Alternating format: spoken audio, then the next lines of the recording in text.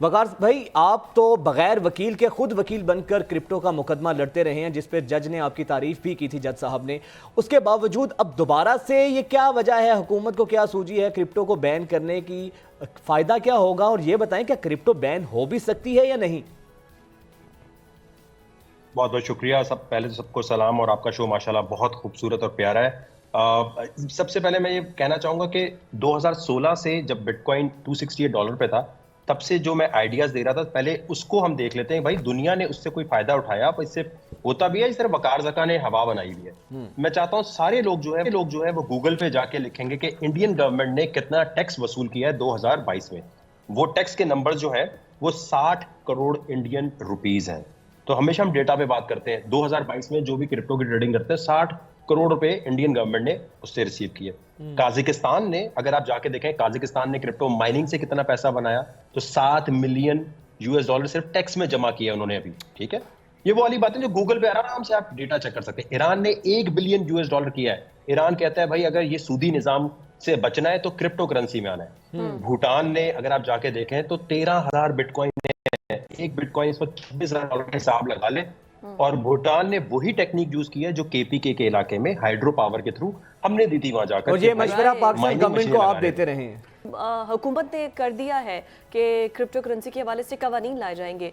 मैं सर आपसे ये जानना चाहूँगी कि एक तो ये कि ये इसमें कितना पोटेंशियल है कि ये तकदीर बदल सकती है पाकिस्तान की भी, जैसे आप बाकी ममालिक की एग्जांपल दे रहे थे। तो अगर पाकिस्तान में सही तरीके से इसको फ़ायदा उठाया जा सके लीगल तो किया जाए, कितना फ़ायदा होगा? अच्छा, मैं चाहता हूँ कि दुनिया की जो सबसे बड़ी एसेट मैनेजमेंट कंपनी है वो है ब्लैक रॉक, और दुनिया में फाइनेंस के जो सबसे बड़े जिनको माना जाता है दुनिया भर में वो है लैरी पेन। वो बिटकॉइन में और क्रिप्टो में इसलिए सबको ज्यादा अपने क्लाइंट्स को इनकरेज कर रहे हैं ब्लैक रॉक आने के लिए, क्योंकि देखें अमेरिका भी मकरूज है। अभी जो डिफॉल्ट होने की तरफ जा रहा है, जो सेक्रेटरी हैं डिफॉल्ट की तरफ जा रहे हैं। बिल्कुल 1 जून तक का उनके पास टाइम है। जेनेट जेलन बार बार कह रही है कि बड़ी प्रॉब्लम है, और इसकी वजह से गोल्ड ऊपर जा रहा है, बिटकॉइन ऊपर जा रहा है, और 1 जून के बाद हांगकांग जो है वो लॉन्च कर रहा है ये अपने क्रिप्टो लाइसेंसेस। ये सारी चीजें देखते हुए आप ये देखें कि अगर आज मैं चैलेंज करता हूं कि हमें मौका दिया जाए कि पाकिस्तान क्रिप्टो बोर्ड एक बनाया जाए, उस क्रिप्टो बोर्ड में हम फ्री ऑफ कॉस्ट सर्विसेज देने के लिए तैयार हैं कि पाकिस्तान अपना क्रिप्टो एक्सचेंज निकाले। वो एक्सचेंज से मैं आपको गारंटी देता हूं कि $1 बिलियन एक साल में, मैं कह रहा हूं कम से कम, हम आपको लाकर दिखाते हैं, और हमें कोई तनख्वाह खुद नहीं चाहिए। अच्छा, $1 बिलियन आप लाकर? जी, वाह। और अगर हम ये बातें ऐसी हवा में कर रहे हैं, तो मैं आयशा साहिबा को व्हाट्सएप मैसेजेस 2-3 दफा कर चुका हूं कि प्लीज आप बताएं। ऑब्वियसली उनका अपना डिसीजन तो नहीं होगा ना, बहुत सारे और लोग होंगे जिनका डिसीजन होगा। तो हम कह रहे हैं कि आप एक ओपन डिबेट पे तो आए सोशल मीडिया पे। हो सकता है उनके पास कोई वैलिड पॉइंट हो सकता है हम कोई बात सही तरह समझा ना सक रहे हो। तो एक इंपॉर्टेंट चीज है पाकिस्तान में हेल्दी डिबेट। अभी जैसे क्रिप्टो में सारे लोग मुझे कहते हैं जी आप धरना कॉल करें, ये करें, हम कभी भी नहीं करेंगे।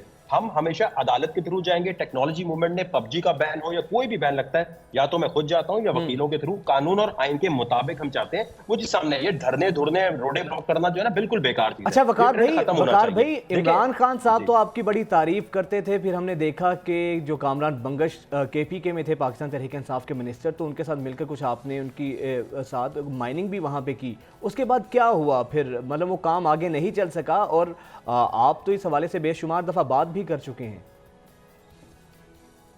देखिए, इसके अंदर एक मुझे लगता है हुकूमत को ना, जो पॉलिसी मेकर्स हैं, इनको मिसगाइड कोई कर रहा है, कोई माफिया है। जैसे पाकिस्तान में हुक्का बैन है लेकिन वो चल रहा है और उसका पैसा किसी को जा रहा है। इसी तरह क्रिप्टो करेंसी में जितना ज्यादा, ये कहते हैं ना FATF ने मना किया है, वो भाई FATF ग्रे एरिया में दुबई को डाला हुआ है, तो सारा दुबई क्रिप्टो में काम कैसे कर रहा है, गली गली में दुकानें कैसे खुली हुई हैं। तो FATF तो कहते हैं रेगुलेट करें, और रेगुलेट का मतलब ये है कि भाई अगर रेगुलेट नहीं करेंगे तो इसकी ब्लैक मार्केट बन जाएगी। ब्लैक मार्केट का मतलब ये कि 26 मिलियन अभी पाकिस्तानियों के क्रिप्टो करेंसी में अगर पड़े हैं, जो ग्लोबल डेटा क्रिप्टो करेंसी का अगर आप गूगल करें तो मिनिमम इतने पड़े हैं, तो वो सारे क्या करेंगे, वो दुबई जाके कैश आउट करने लग जाएंगे।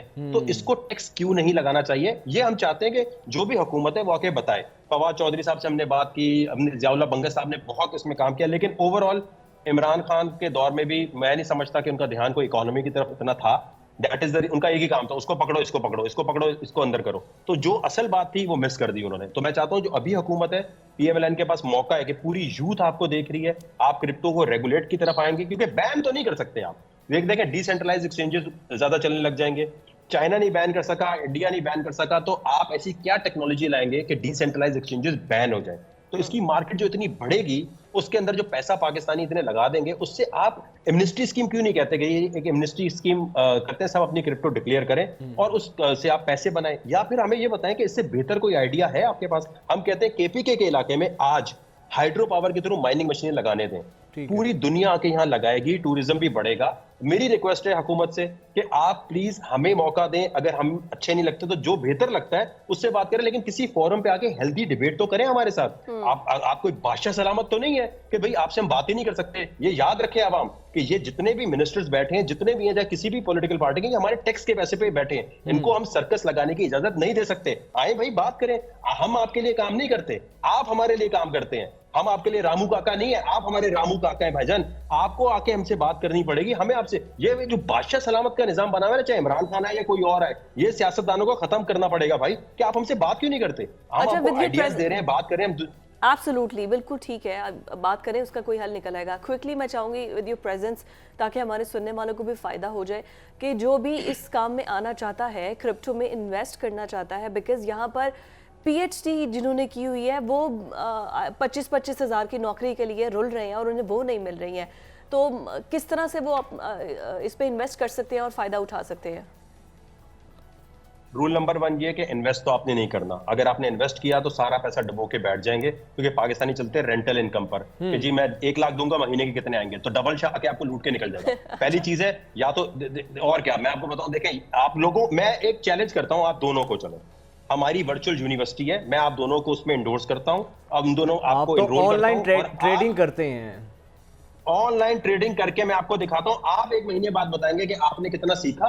आपकी जितनी टीम है चैनल की जो इस वक्त देख रही है, उनको हम कहते हैं भाई देखे ना, वकार जगह के पैसे बन रहे तो वो अलग है, और किस किस के बन रहे हैं वो यूज केसेस सामने लाने। तो मैं कहता हूं जितने लोग हैं, सीखे बगैर 1 रुपया क्रिप्टो में मत लगाना, सब डुबो के बैठ जाओगे। राइट, बिल्कुल ठीक है, सीखे बगैर 1 रुपया भी नहीं लगाना। अच्छा वकार साहब, लास्ट कमेंट कीजिएगा। अब आपने जो पहले बात की है, सर टाइम बहुत कम है, जरा फौरन क्विकली रिस्पॉन्स कीजिएगा।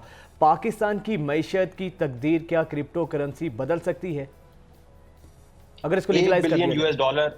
$1 बिलियन हम लेकर आएंगे, हमारी टीम लेकर आएगी। अगर नहीं लाए तो वकार ज़का अपना सोशल मीडिया हमेशा के लिए बंद कर देगा। और कोई हुकूमत, ये पीएमएलएन की गवर्नमेंट ने आपसे कोई राब्ता किया है या आपने किया? मैंने आयशा गौस साहिबा को मैंने किए मैसेजेस, लेकिन व्हाट्सएप पे भी रिप्लाई नहीं आया। वो आप मैसेज करें, आपको भी रिप्लाई नहीं देंगी। ठीक है, बहुत शुक्रिया वकार भाई, बहुत आपका अलबत्ता ये बयान मैंने रिकॉर्ड कर लिया है, और इंशाल्लाह जब आपसे ये रब्ता करेंगे तो फिर हम आप सबके $1 बिलियन आया भी है या नहीं। बहुत शुक्रिया वकार ज़का आपका। और वाकई में अगर पाकिस्तान की मईशत बेहतर हो सकती है तो क्रिप्टो एक्सपर्ट जो हैं इनकी भी खिदमात लेनी चाहिए, जो कह रहे हैं कि हम बगैर तनख्वाह के ये काम करने को पूरी दुनिया में जब ये काम हो रहा है तो पाकिस्तान में व्हाई नॉट, हम क्यों नहीं करने को तैयार हैं? आखिर इसके पीछे क्या वजूहात क्या है? हेल्दी डिबेट की तरफ गवर्नमेंट को भी आना चाहिए।